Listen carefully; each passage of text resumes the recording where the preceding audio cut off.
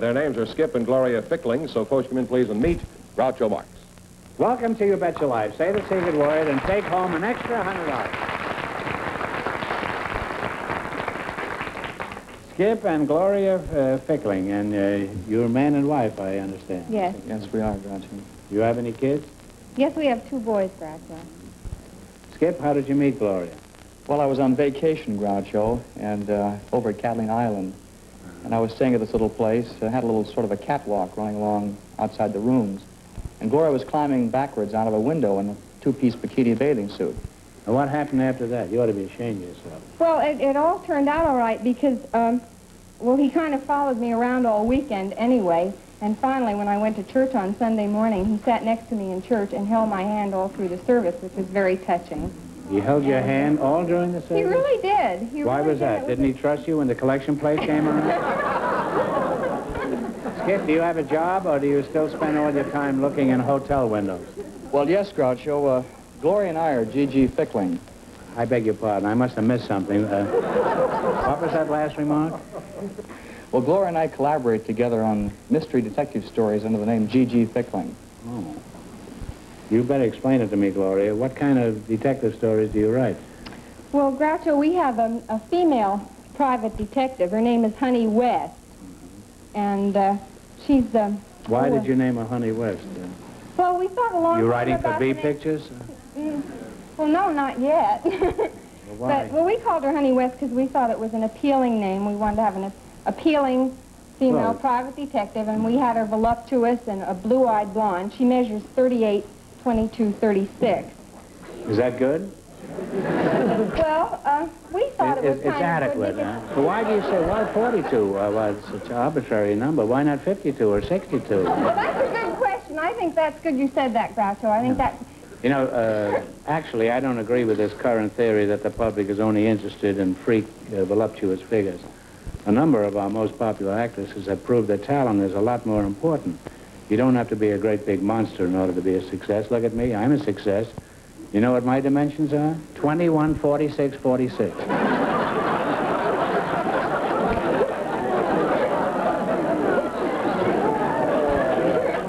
Skip, are your detective stories successful?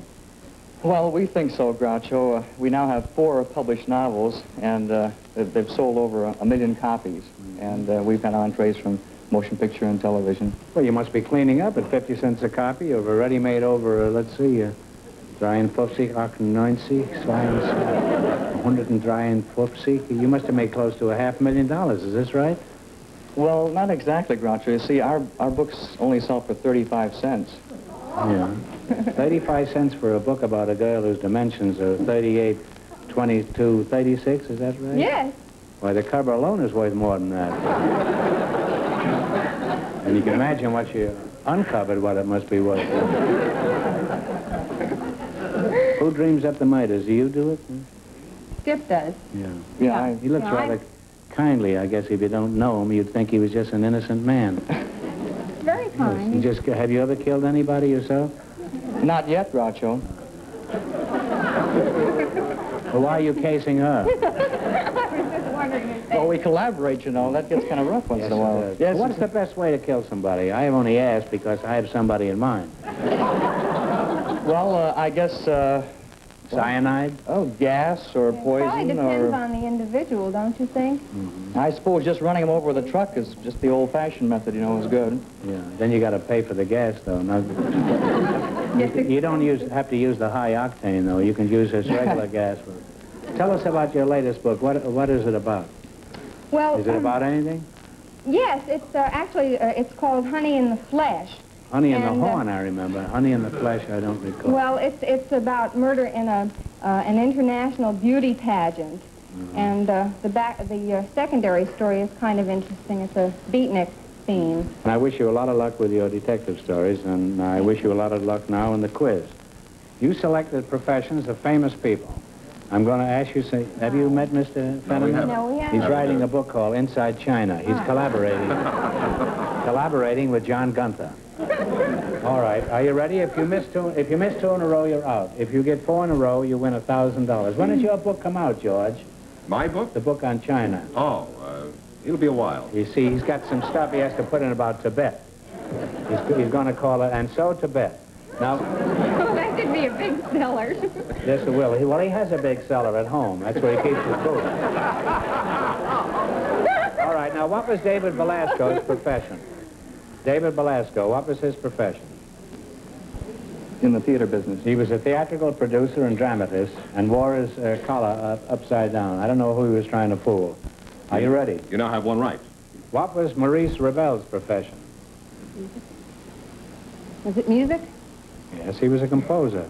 You now have two right. Get the next two right and you'll have $1,000. What was Samuel Langhorne Clemens' profession? Writer. He was a writer. That's right. You're almost there. You have three right. Get the next one right and you'll have $1,000. What was James J. Jeffries' profession? He was a fighter. He's what? He's probably the greatest heavyweight ever. Oh, Four in a row and you win $1,000.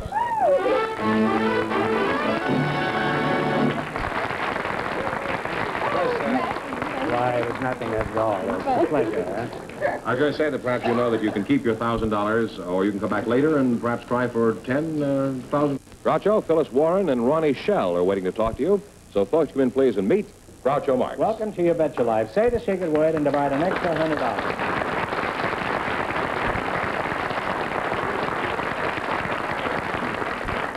It's something you find around the house. This is something I'd like to find around my house. Phyllis Warren and Ronnie Schell, huh? Phyllis, are you married? No. No, that's good. Ronnie, what about you? No, I'm not, Mr. You're Marx. not. Have you looked at her yet? Yes, I have. You make a nice-looking couple, and I see no reason in the world why you two shouldn't get married. And I see plenty of reasons why you should.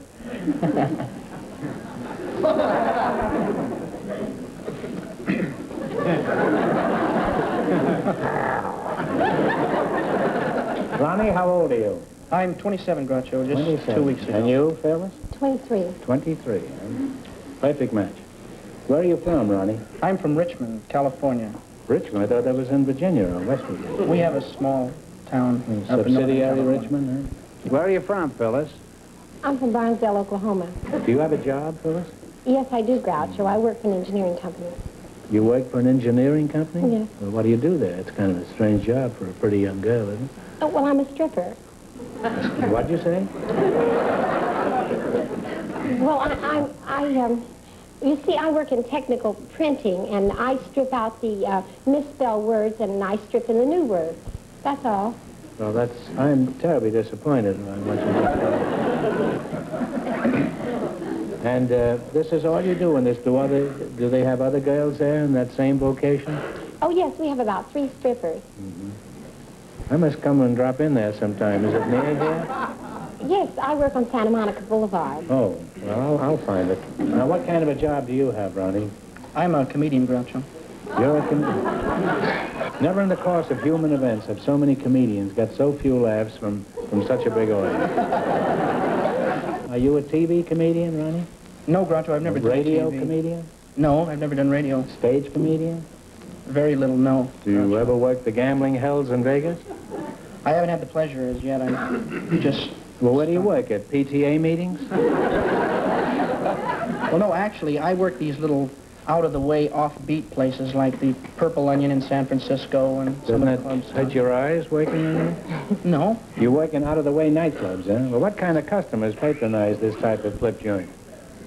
Well, actually, we have all types of people. I think primarily in San Francisco at the Purple Onion, we have these beatniks from the Beat generation.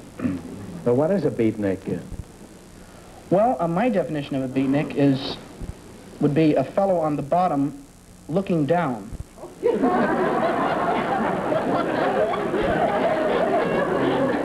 Are you a beatnik, Ronnie?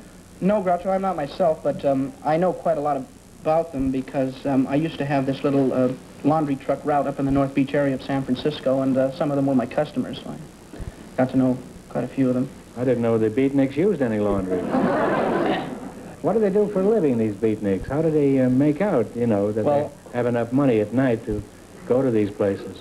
They do as little as possible, actually. They're nonconformists, actually, and some people like to drink, they don't drink, and some people have cars, they don't have any cars. That's really not the beat generation, that's the deadbeat generation. Aren't they supposed to be sort of the long-haired, egghead crowd, poets and students and philosophers? Well, yes, there's about, I would say 200 of them in this North Beach area, and I'd say 13 or 14 of them have real talent. The rest of them just... Now, don't they dress rather peculiarly? Yes, they do. Well, why is this? Well, they're nonconformists. The normal people, we dress fairly nice. Well, don't look at me. Well... I've been wearing this jacket for 11 years. And they run around, some of the guys run around with beards and sandals, wear sandals, and the girls run around in black leotards. And now, what is a leotard? It's a black stocking, actually tight, Yeah. that goes all the way up. It's like ballerinas wear, except they wear shoes with it, you know, instead of... How do you know? You haven't been these places, have you? Well, I do wear black stockings sometimes, but I just like them, and a lot of girls do. A lot of girls like black stockings? But what is there about black stockings that's, well, more interesting than just regular nylons? Well, they're warmer. You don't wear them because they're warm. Well, they look more colorful. You don't have to clean them as often. He's worried about a That could kill your laundry business, couldn't it? But they have their own vernacular, these beatniks, don't they? Their Yes, own they do. language? They yeah? do. Well, I don't understand. How do they talk? I mean, do you know how to talk beatnik? I know most of the words that they... Well, could you tell us a joke using beatnik language, like you do in the Purple Onion? Let's see. Well, now, these two cats were in this 12-story... Cats, wait a minute. Fenneman!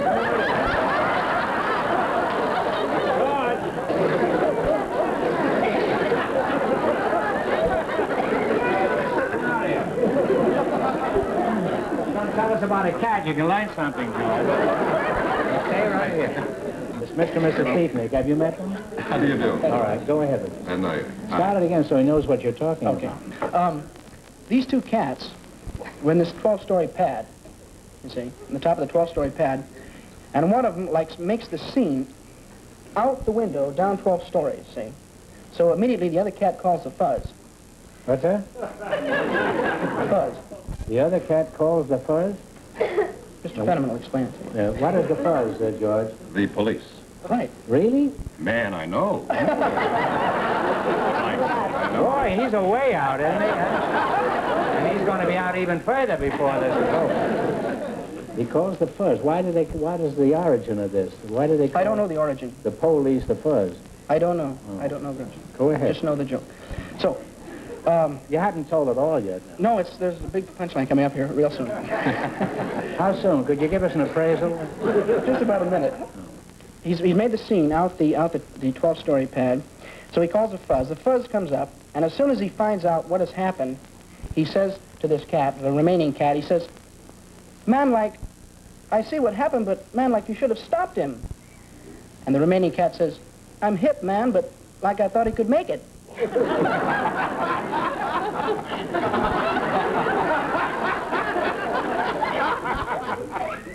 I don't know. Maybe I didn't get enough rest last night. Well, there must be more to it than that, isn't there? That's the whole thing?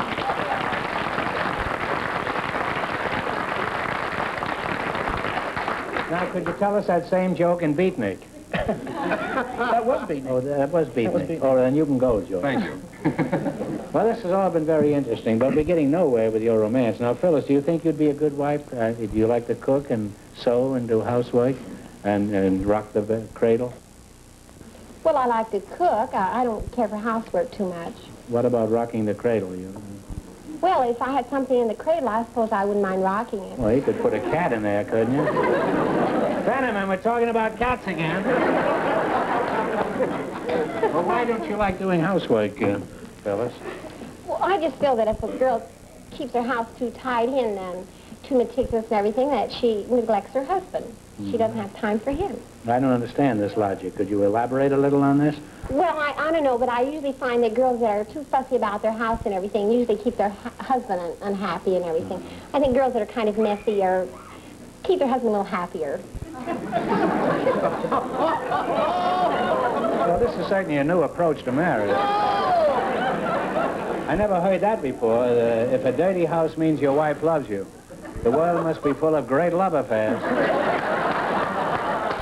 Well, you're a nice young couple with some real original ideas about life and cats. And I think you both should settle down and never get married. Now, let's play You Bet Your Life. You're going to play song puzzles. We're going to show you a cartoon illustrating a familiar song. You figure out the title of the song. You get 4 in a row right, and you win $1,000. You miss 2 in a row, and that's it. Now, George, hold up the first one. All right. You know what song that is? It's a very well-known song. As Yes. an example? Give us the name of the song. Yes, Time on My Hands. That's right, Time on My Hands. Now, this next one. You have one right, by the way. Yeah. Okay. Yes, T for 2. T for 2. You now have 2 right. That's right. Right. Now, Right. Yes, hang up the next one. What is this? Now, talk it over, you know, you're partners. Eyes, I only have The eyes. girl hanging on the mother's skirt, crying while a small boy paints eyes on a picket fence. Eyes, It's a very dirty house. Take a guess. I only have eyes for you. No, it's Ma, he's making eyes at me. You have one wrong now. Don't get this next one wrong, and the game is over for you. Ready? Yeah. You know this? This is a man in a rowboat sticking a yardstick into the water. How deep is the ocean? You're absolutely right, yes. And you have one right now. You'd make a great auctioneer, George. I like the way you handle those. Like the work I'm doing here? This, what is it? You turn the tables on me? That's right. You turn the tables on me. You now have 2 right.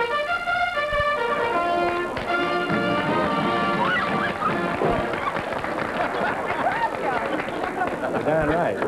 Much better, too. Now, this is the word table, and that's the secret word, so you and Phyllis split $100. Give... Oh, I'll give it. You want it? Where does this duck get all this money from? All right, put up another one. Well, we have 2 right now, Yes. and here is your next chance. Yes. This is a very old bearded cowboy chasing a cow. I'm an old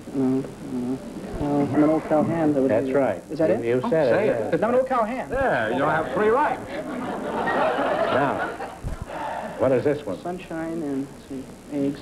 This is a frying pan with 2 fried eggs on it. Through the window, the sun is shining. Through the window, the sun. What a poet I would have made. Eggs. Frying pan with 2 fried eggs on it. Through the window, the sun is shining. The bell is tolled. You must keep your sunny side up. All right, put it up. Got the world on the street. Yes, tell me. Got the world on the street. You have. You now have one certainly right. have, yes. That's true. This is Devil.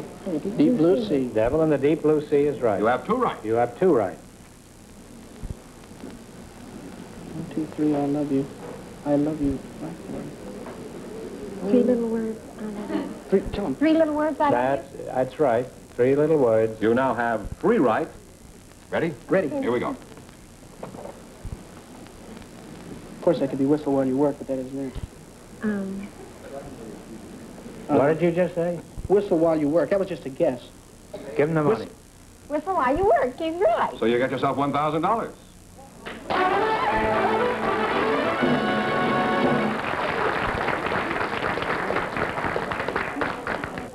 Now, you've won $1,000. Now, you can keep it and quit, or else you can come back at the end of the show and try to double your money.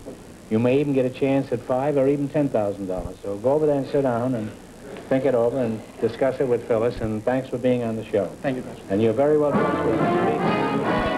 George, is anyone going to try for the $10,000 tonight? Yes, I think so. Skip and Gloria Fickling, would you come out and give Groucho your decision, please, right now? What are you going to do? You're going to go for the big money? Well, You don't have to. Don't be we embarrassed. decided not to, Groucho, because our youngest boy has just undergone major surgery, and we decided the $1,000 will come in very handy to pay off some bills. I'm sorry, but I'm glad you won the money, and Thank give my you. love. Huh? Thank you again. Goodbye, Mr. Fickling. Thank you, Mr. George. Fickling sees it through.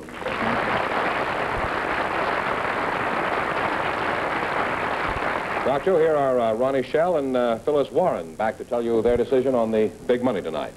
Well, you've won $1,000 so far. If you decide to try for the big money and you fail, you wind up with a total of $500. Now, what are you going to do?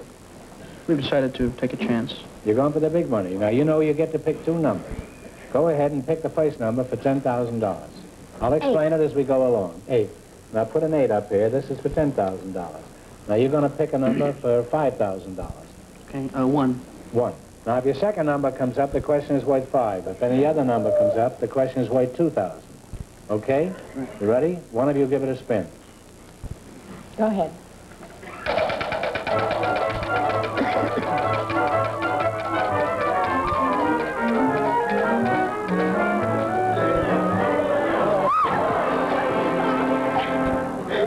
The numbers were 1 and 8, and it landed on 10, so this question is worth $2,000. You ready? Everybody knows Home Sweet Home. It was written by an American exile in North Africa over 100 years ago. For $2,000, who wrote Home Sweet Home? Talk it over.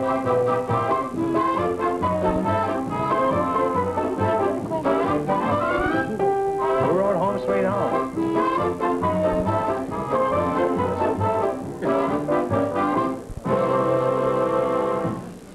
What's the answer? Take a chance on the one you said. Say Or something. did you have one?